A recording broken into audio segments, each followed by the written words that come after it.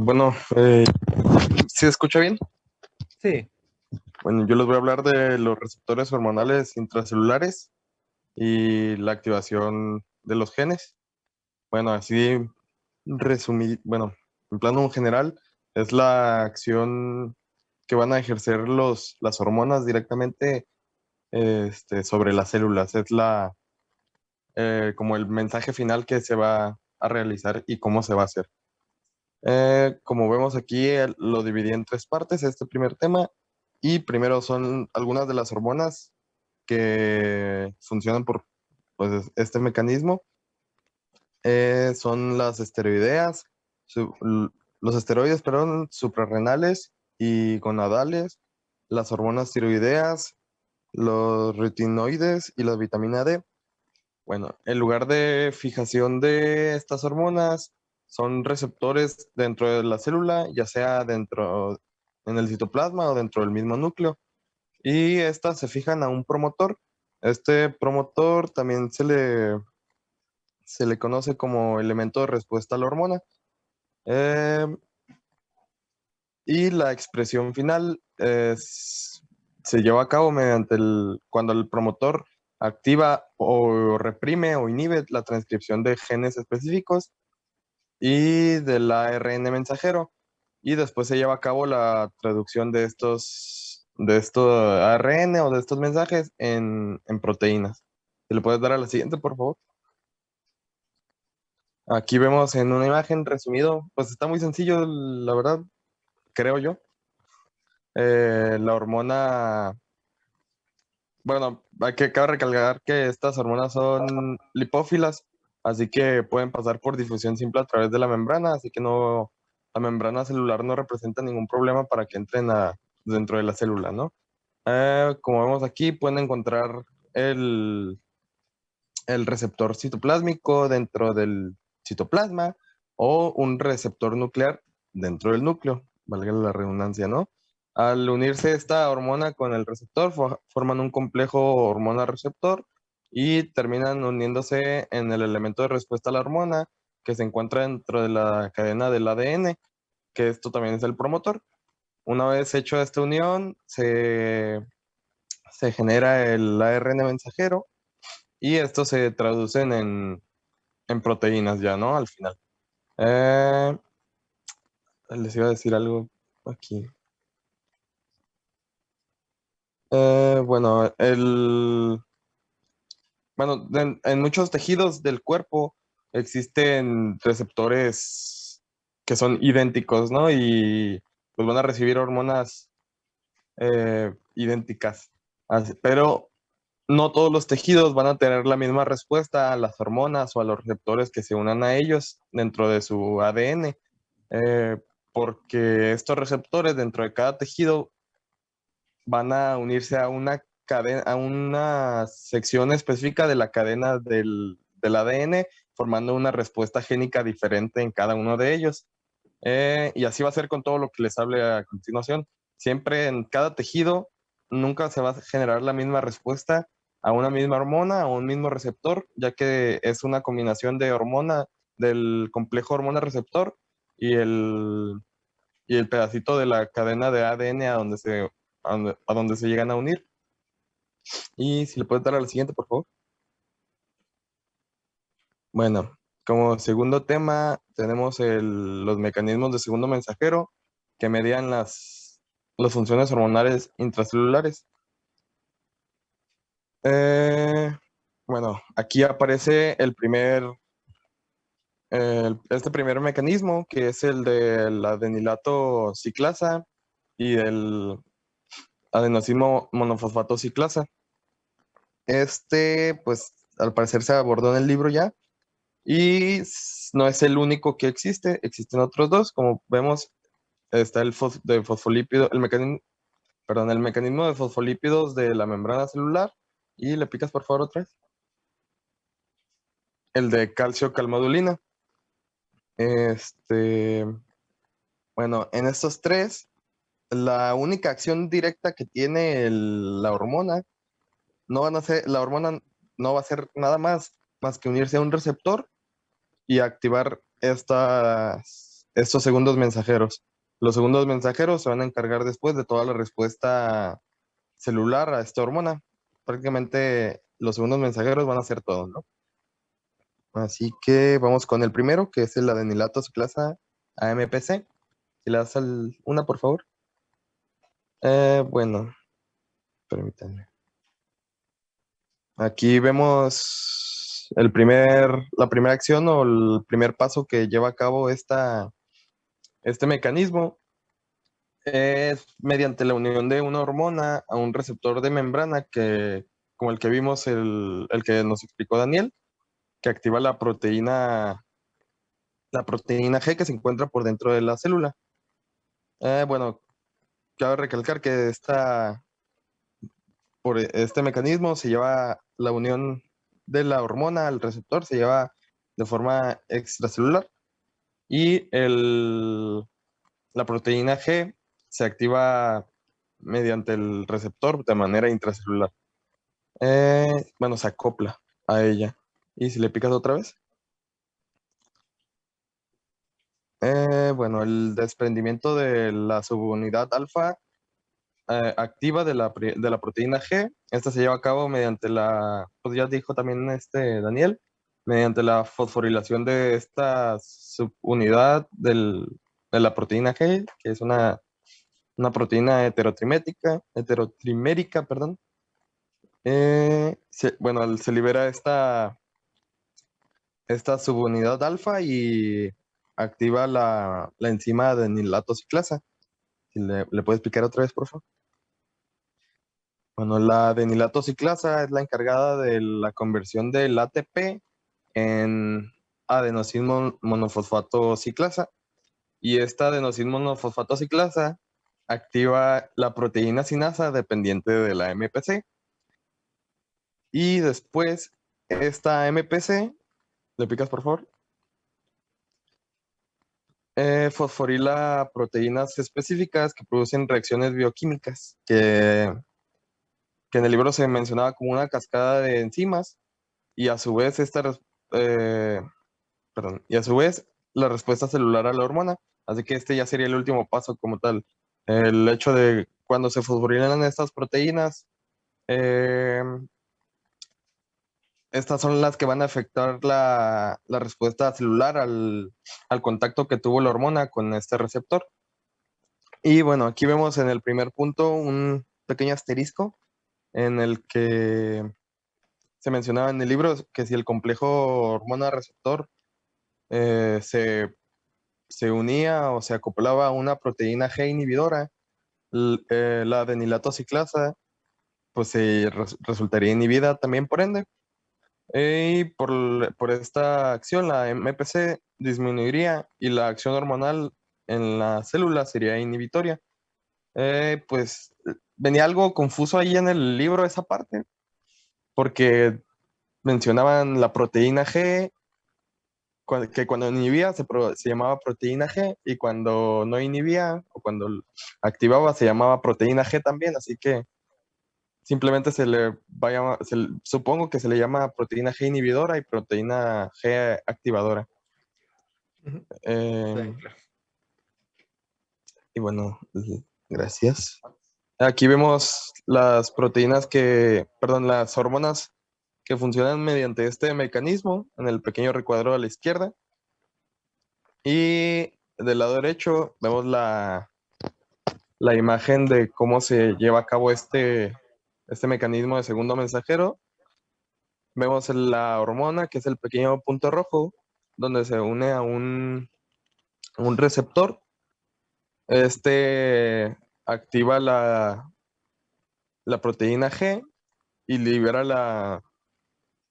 la subunidad alfa ya fosforilada y activa esta manita que se le conoce como el adenilato ciclasa que les comenté.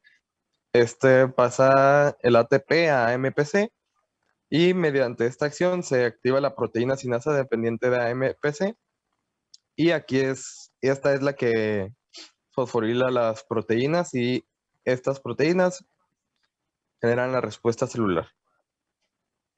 Y bueno, como les dije, la acción específica que se produce en respuesta al aumento o la disminución de la MPC en cada tipo de célula efectora depende de la naturaleza del mecanismo intracelular. Es prácticamente lo mismo que les dije del mecanismo anterior. En cada tejido va a haber una respuesta diferente dependiendo pues, de qué tipo de tejido sea o para qué vaya dirigido a la respuesta celular por parte de la hormona. No va a ser nunca la misma respuesta. Y si le puedes dar a la siguiente, por favor. Bueno, el siguiente mecanismo es el sistema de segundos mensajeros de los fosfolípidos de la membrana. Bueno, eh, aquí también vemos la separación por pasos. Es primero la unión de una hormona a receptores de transmembrana. Estos receptores transmembrana activan la proteína, esta misma proteína G, y esta proteína G a su vez activa la fosfolipasa C. Eh, Después esta fosfolipasa C lleva a cabo la degradación de fosfolípidos, en especial del bifosfato fosfatidilinositol o PIP2.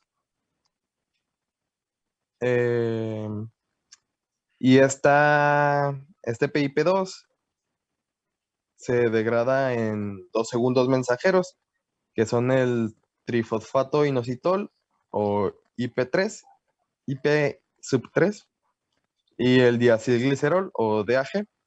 Y cada uno de estos va a tener pues una respuesta diferente, ¿no? Digamos que, una acción diferente. El, el IP3 moviliza los iones de calcio de las mitocondrias y el retículo endoplásmico.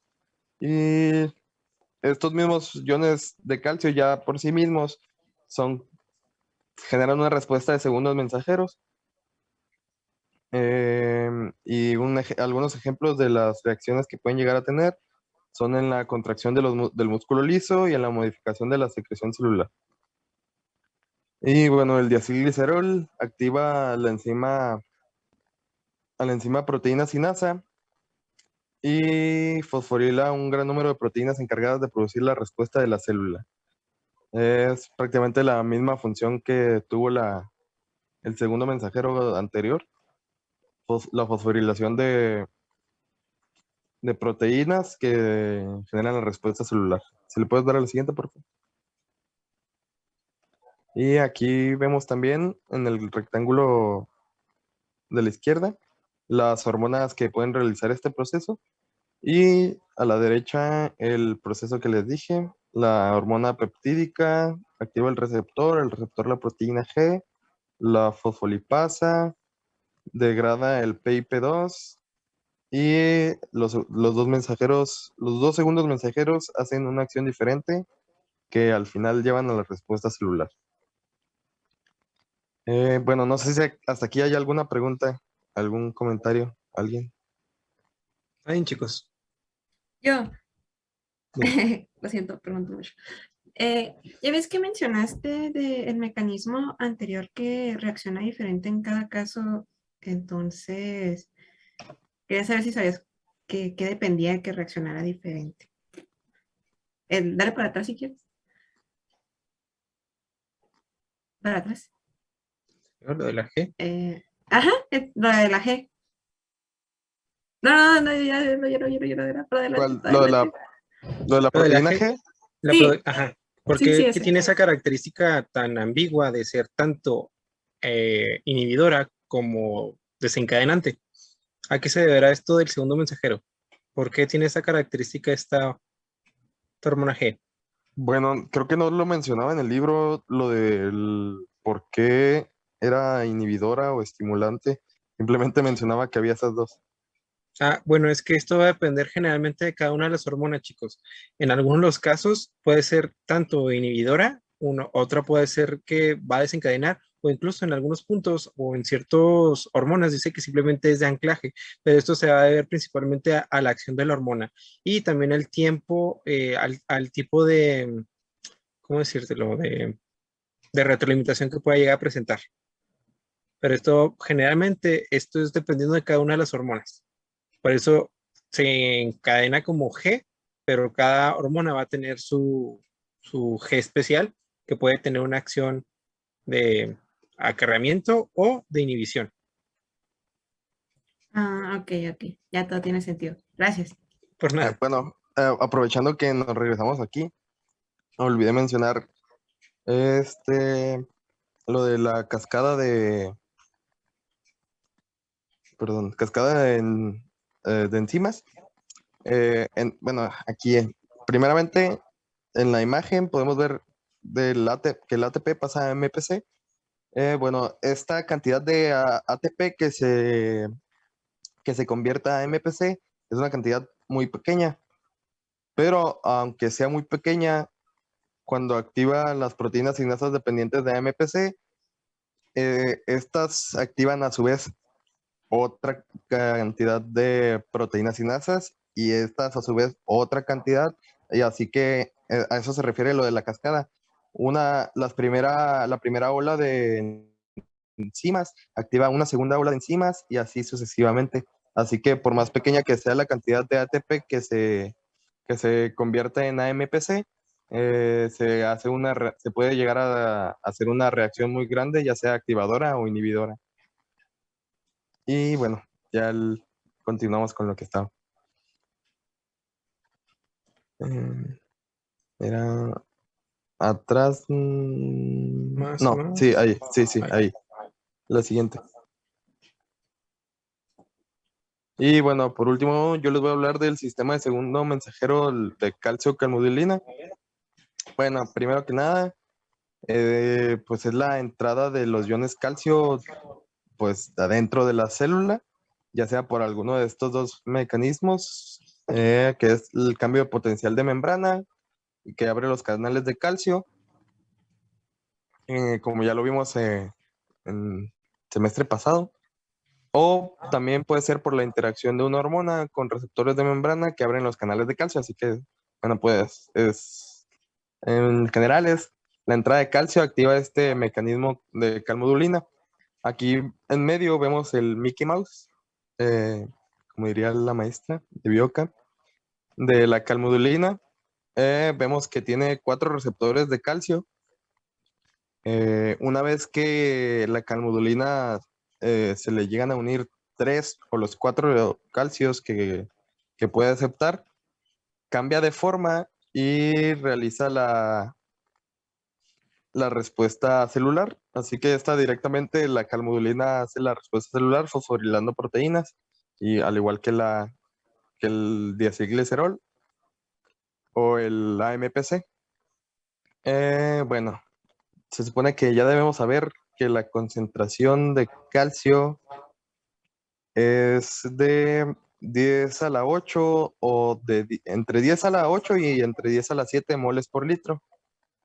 Esta cantidad es insuficiente para activar el sistema de calmodulina, pero cuando la concentración aumenta hasta 10 a la 6, a la menos 6, perdón, o a 10 a la menos 5 moles por litro, el grado de unión es suficiente para activar la reacción intracelular de la calmodulina. Así que este cambio, pues puede llegar a parecer mínimo, es el, el que puede activar la calmodulina. Y bueno, mencionaba también que había un gran parecido de la calmodulina con la troponina C, tanto en su función y en su estructura proteica. Bueno, la función de la troponina C, nada más para recordar, si no estoy mal, es Músculo. el músculo esquelético. Bueno, causa la contracción del músculo esquelético. Y además de esto, la troponina C también tiene aproximadamente bueno, perdón, la contracción del músculo esquelético también tiene más o menos, ocupa la misma concentración de calcio dentro de las células. Y bueno, eso es todo por mi parte. Ok, ¿No si tengan muy bien, alguna duda de este? muy bien. ¿Dudas, chicos? ¿No? Bueno, Yo chicos, si tengo gusta una pregunta, este, o sea, sí viene relacionado con esto, pero es más bien sobre el tema de las hormonas. Bueno, que por qué los anticonceptivos hacen subir de peso si su principal función es que la mujer pues no presente su ovulación. porque tienen el mismo componente de colesterol, son como de donde se forman y pueden afectar un poco el cortisol, haciendo que en algunos pacientes pueden retener en el mejor de los casos líquidos y en otros es una acomodación de la grasa visceral. Así que literalmente tienden a subir, pero ya gracias a Dios ya no se presenta tanto esto, ya no son cantidades tan grandes de hormonas, sino exactamente las necesarias para presentar, disminuir los efectos colaterales.